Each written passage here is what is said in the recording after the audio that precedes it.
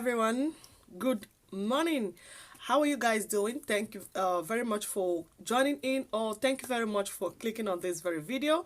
You're welcome to Full Blooded Biafran Archive TV. This is a place where we discuss things concerning Biafra.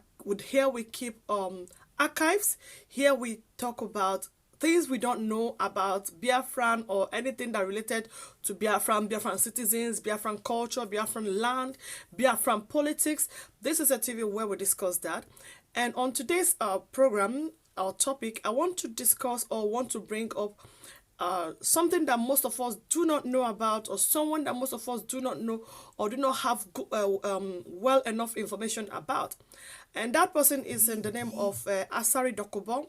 You guys know that recently Asari Dokubo has preferred to be a nuisance and preferred to be a boil under the scrotum, if I should use that language.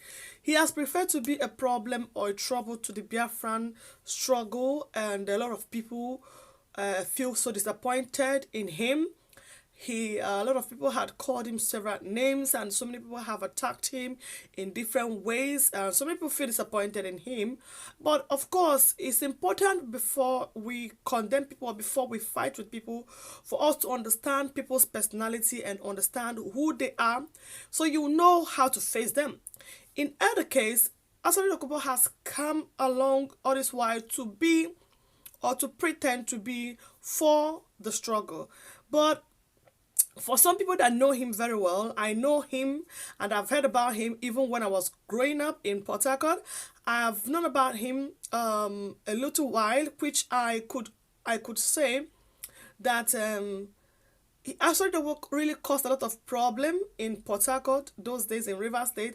Him and I guess Ateke, they caused a lot of problem in Port Harcourt because of militancy, because of the oil well, kidnapping, killing, caused a lot of nuisance. I remember those days when there was a curfew because of their acts. You know, there was coffee, and at 6 o'clock or 5 o'clock, everybody should be at home because of what they were doing those days in the city of Port Harcourt, and also generally in Rivers State. So it's important for us to understand who he is really. If you don't know about Asari Dokubo today, I want to read about Asari Dokubo from the internet, to read a little bit of him so that you get to know. Remember, this is our archive TV. It's a kind of educational TV where you got to learn. And if there's anybody who wants to educate on something, or you want to discuss something, feel free to contact me on the contact number. In the contact number on the page, so that you can be able to share any video. You can make a video of anything you want to discuss about Biafran struggle, or anything you want to say. It's welcomed. You can do that and share it to me. Contact me on the WhatsApp number on the page so that we can discuss more further. Now, let us talk about Asari Dokubo. Number one question is, who is Asari Dokubo? Now, I'm going to be reading from the Wikipedia. Asari Dokubo has been converted to Islam, and he is now named Mujahid Dokubo Asari. Now, who is Asari Dokubo? Asari Dokubo is born on the 19th of was born in the year 1964. He was formerly Melford Dokubo Goodhead Jr. and typically referred to simply as Asari. He is a major political figure of the Ijo ethnic group in the Niger Delta. That is Niger Delta region of Nigeria, excuse me. He was president of the Ijo Youth Council for a time beginning in 2001, and later founded the Niger Delta People's Volunteer Force, which would become one of the most prominent armed groups. Armed groups. He formed a group called Niger Delta People's Volunteer. But is this a militant group? They were armed. They are armed group. Okay? Now, we go further. Armed group operating in the Niger Delta region. He is a Muslim with populist view and an anti-government stance that have made him a folk hero among certain members of the local population. Now, his early life. Asari was born in 1964 into a middle-class Christian family headed by a court judge and a housewife in Buguma, that is in Rivers State, who also had 4 other children. He received both primary and secondary education in Port Harcourt and was accepted into law school at the University of Calabar. But he dropped out. He's a dropout. He dropped out after only 3 years in 1990. Citing problems with university authorities as his reasons for doing so. He said that he had problems with the university authorities, so that was the reason why he dropped out. You never can tell why he dropped out. He made other attempts to complete his education, but his activism caused him to quit on his degree at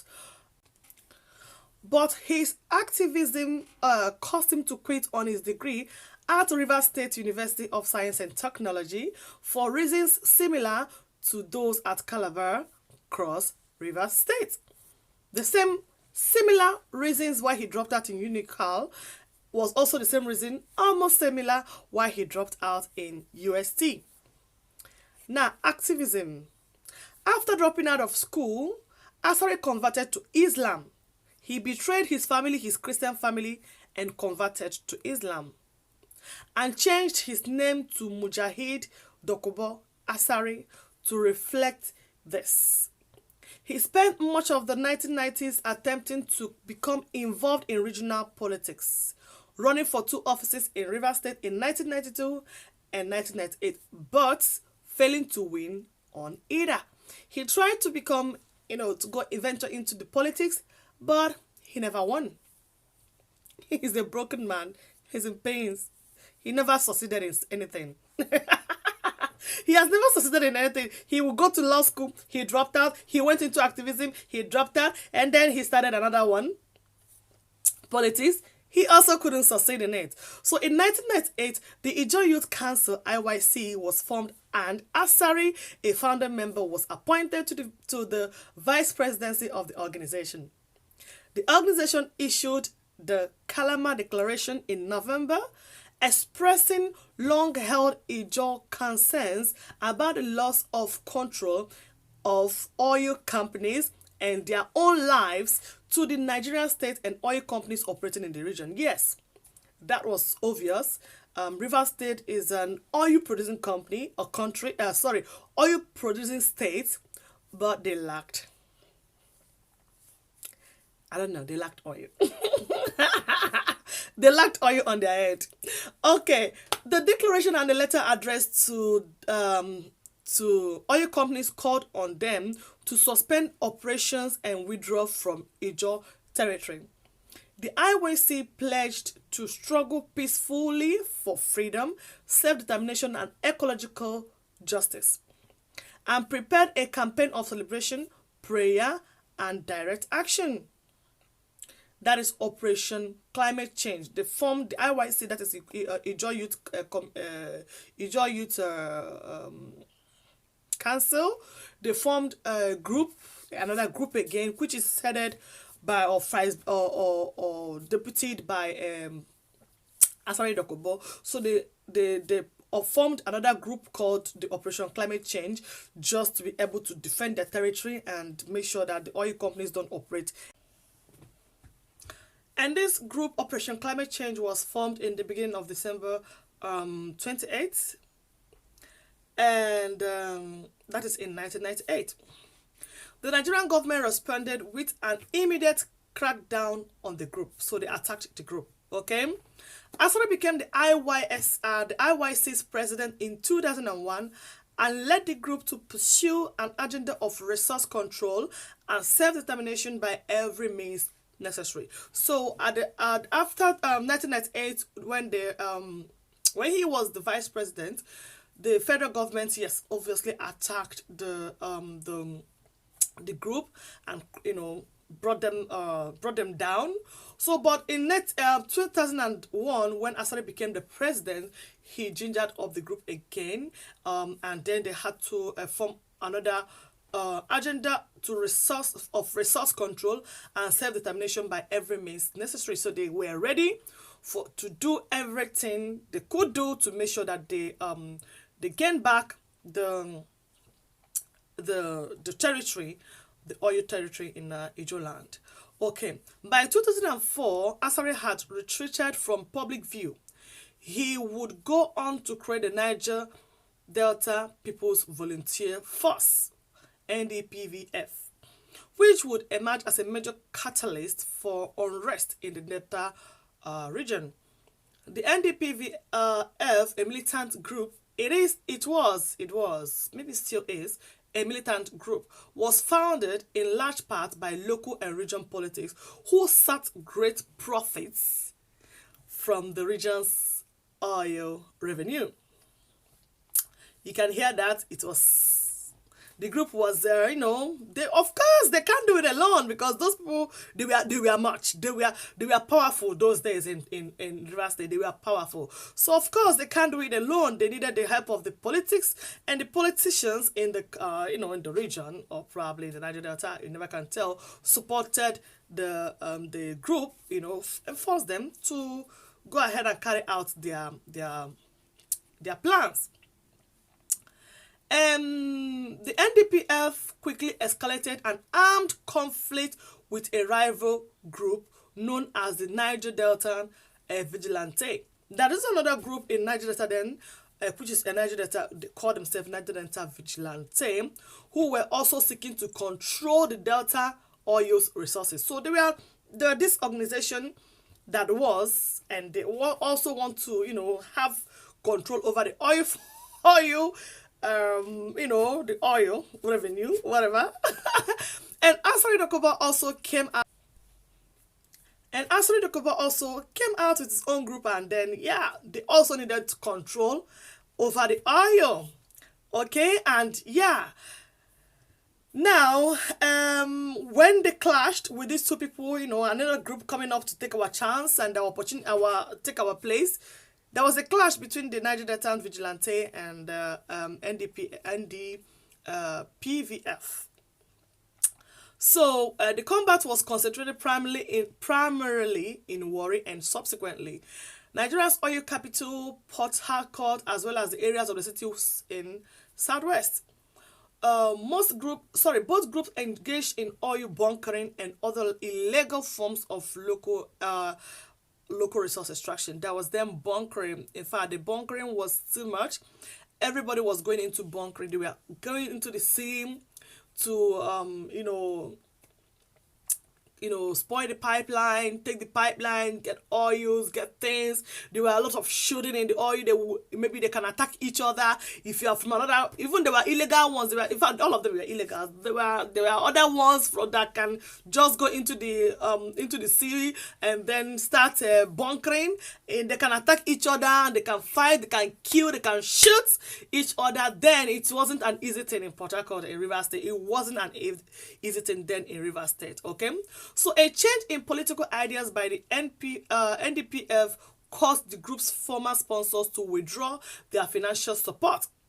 Do you understand that? There was a change in NDPF, which is, the oil bunkering and all that that happened. So the sponsors, the political sponsors, then withdraw their financial support and begin funneling funds to the rival NDF. So Asari lost his own sponsors, the sponsors that he got, and these people channeled it to the NDPF, which is also the Niger Delta Vigilante. Asari's NDPF then made a declaration of all-out war against the Nigerian state.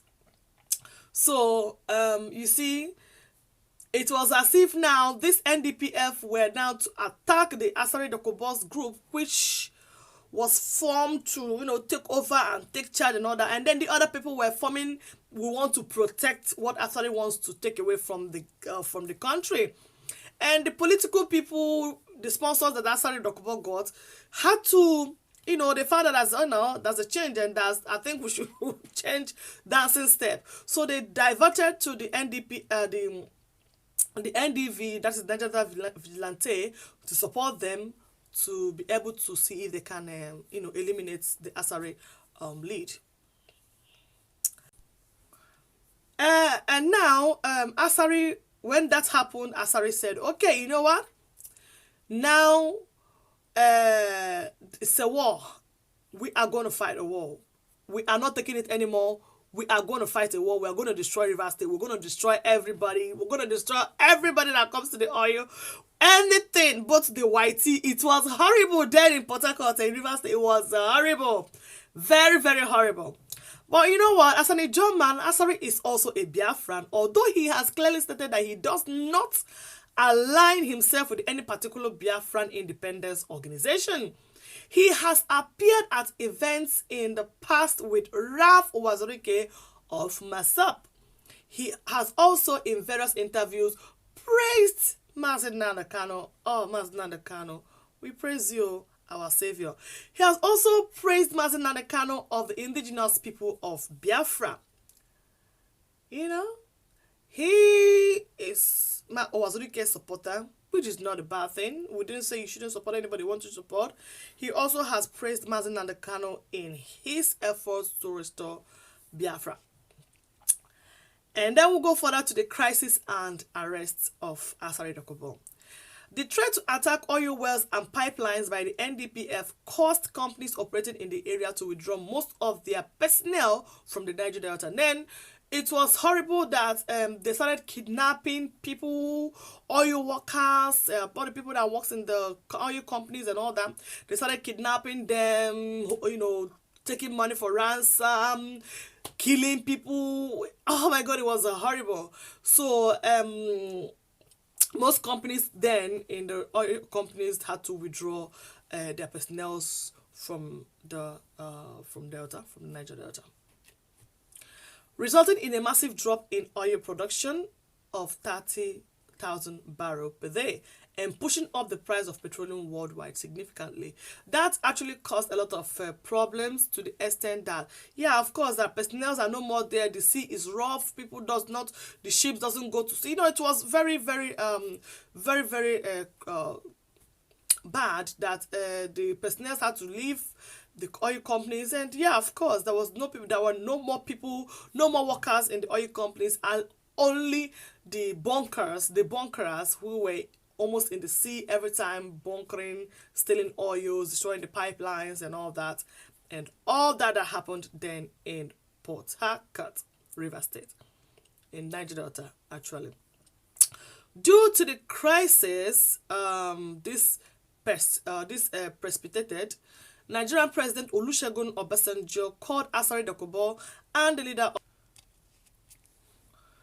due to the crisis that this precipitated, Nigerian President then, Olusegun Obasanjo, called Asari and the leader of the NDV Tom to Abuja for peace talks, which were in the large part of a failure. It was a big failure. It didn't work out well. They were attacking each other. Two rivals. It's not going to be easy. After Dokubo's refusal to endorse the legitimacy of the Olusegun Obasanjo government, and due to his public support for self-determination of his native Ijaw people and independence of the Niger Delta, Asari was arrested and charged with treason by the Nigerian federal government. On the 14th June 2007, Asari was released on bail as part of the new President Umaru Yar'Adua pledge, may his soul rest in peace, to try and bring peace to the Niger Delta region. So on the 14th of June 2007, Asari was released because Yar'Adua decided to, make peace with them and make peace with the Niger Delta, and then they were granted amnesty. Now, about what Asari earns after the amnesty was done. Asari earns $10 million annual cash payments. He earns $10 million yearly from the federal government. As part of Yar'Adua amnesty incentives to eliminate terrorist activities in the Niger Delta, the federal government awarded massive cash rewards to Asari and other terror leaders of the Niger Delta. Asari received an annual cash payment of $10 million a year from Abuja as part of the federal pipeline security protection fee to protect the River State pipelines and the creeks that the terrorists bombed, kidnapped, and killed the workers and guards in the area. So he was given that amount of money to protect the river, the Niger Delta, and all that. But my question is, has he done that? What did he do, and what has he been doing with this amount that was given to him? Now we're gonna go on a little break. I'll see you guys again when we return. Stay put. Don't forget to share and like this page. Love you. Bye. See you. So these are the pictures of Asari Dokubo. He's if you don't know him, most of you don't know him. This is who he is. This is what he looks like. And this is the picture when he went for the Muslim pilgrimage or something. And this is when he was a militant, when he's in the militant, the time of the NDPF and all that, NDPVF, when they were operating in the River State. And he was really a terror man, a militant, and yeah, he lives with guns. He believes in guns. He believes in guns a lot, And this is his wife. She died in the motor accident sometime in 2016 or so. May her soul rest in peace. His first wife, may her soul rest in perfect peace. And this is also, Asari married more than one wives, as most of you know. And he have a total of 12 children, both male and female. And this is his mansion in Port Harcourt. That's where he lives, in Port Harcourt. This is the school he built in Republic of Cotonou, Benin Republic. That's the university. He never built anyone in Niger Delta, anyway, unfortunately. And we heard that he gave out 250 youths scholarship. And hello, you're welcome back, FBBs. The clip we just showed you right now are some of the pictures of Asari Dokubo, some of his who he is and his family, who he was or who he still is, and some of the things, some of his investment, his university, his house, and all that. So I hope you can also Google and check more about Asari Dokubo on the internet to know more about him. Now, on going further, we want to also talk about Asari's renunciation of Nigerian citizenship. He renounced that he is no longer a Nigerian, but a citizen of Republic of Benin. Now, as most of you know, and most of us know, that Asari had, after being paid or on being paid $10 million amnesty fee annually, he had chosen to invest in other country where he found solace, where he felt he feels at home. He decided to deny his citizenship as a Nigerian, but rather a citizen of Republic of Benin. In that way, he had chosen to invest there, build schools and universities and all manner of investment. He had not done anyone in Biafra land. He had not done anyone in Biafra land. But he claimed to be a Biafran, and he claimed to be in the Biafran struggle. But he chose to invest in another country. I don't know or understand how wise that is. However, I'll read a little bit about his citizenship, or his acclaimed citizenship as a citizen of Republic of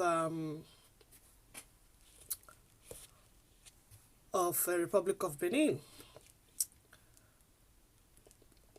Here it's stated that in 2013, Asari Dokubo became a citizen of Benin Republic and moved his wealth and assets out of the Niger Delta, Nigeria. Niger Delta is a Biafran land. It's in Biafran land. And he decided to move his assets to Niger Delta and relocated to Cotonou, Benin Republic, where he built several schools, colleges, and a university for the school children and students in.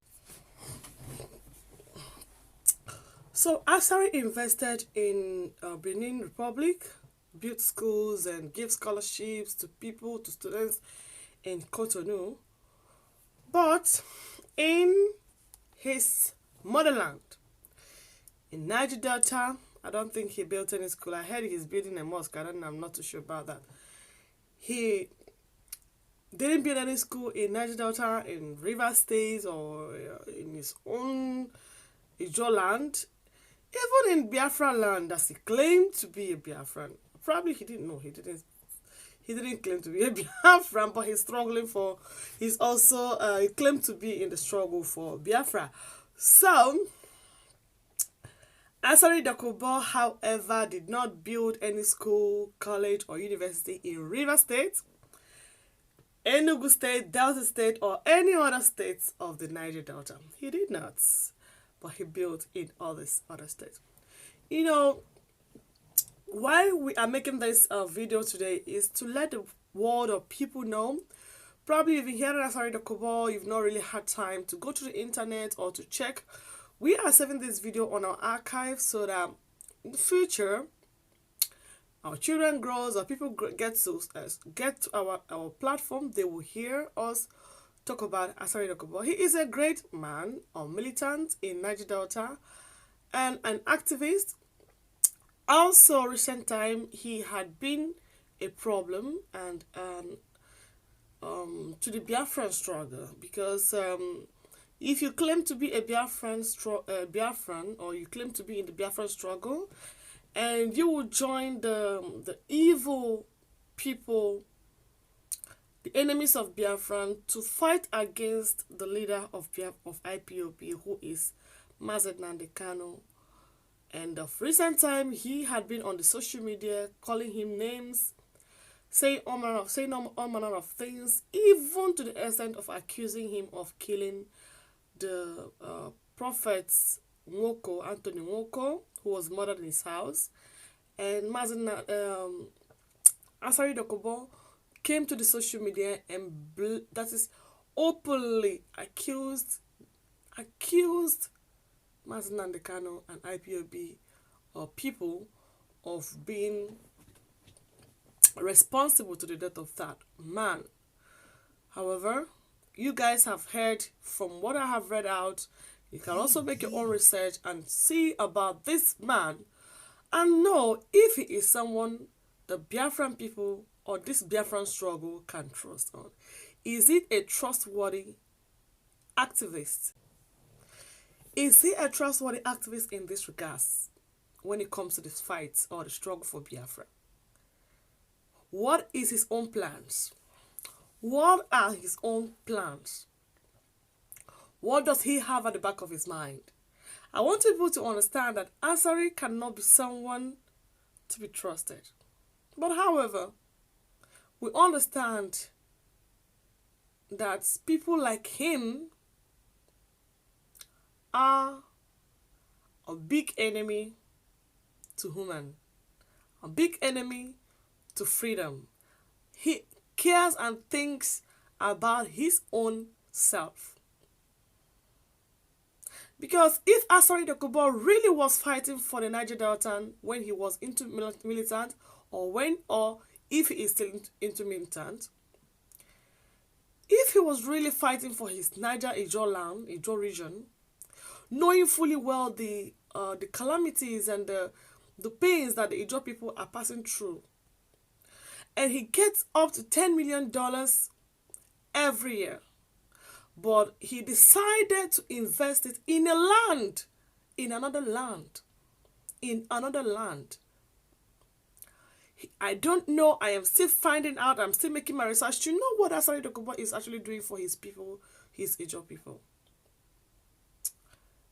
It's painful that things turned out the way it turned out. But however, for those of you that trusted him and were hailing him when he comes and praises Mazi Nnamdi Kanu, I guess you've seen it. I guess you have seen whom you are dealing with.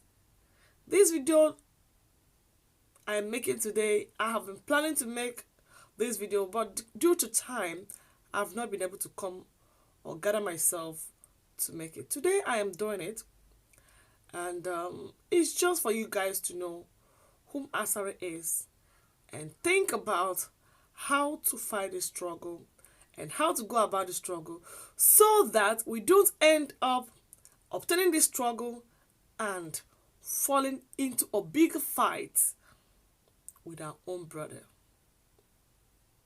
That is just my words. I wish us all the best. And if you are a full-blooded Biafran, make sure to share this video, like our page, and also follow us on YouTube, because also we are on YouTube. And thank you very much for your time. I am FBB, Full-Blooded Biafran. We are also on YouTube, and subscribe. Thank you for your time. Bye.